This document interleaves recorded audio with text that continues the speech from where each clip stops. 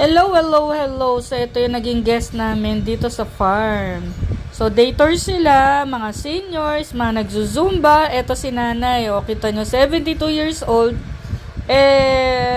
Alam nyo naman, nag-enjoy pa rin dito sa farm. So, ayan. Chikahan pa kami ni nanay. 72 years old. Malakas pa yan para makapag-swimming. Ito naman yung mga mommies. So, ayan, nagpabook sila ng day tour. So, ayan, around mga 20 packs sila. So, pagka nagpabook kayo dito is private ito at kayo lang ang guest. O, tingnan naman, ganda ng post ni Mami. So, ayan sila. Nag-e-enjoy lang dito sa parang bonding moments ng magbabarkada. Kasi nagsusumba sila, taga Quezon City sila, day tour lang sila from 8 a.m. to 4 p.m. So kung gusto niyo magpa-book, dito lang sa Faustins Buhay Bukid Farm.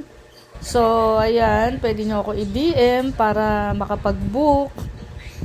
So ayan, pagka nakapag-book kayo, sarili niyo lang place, kayo lang ang gagamit ng private pool na to na talagang exclusive para sa inyo.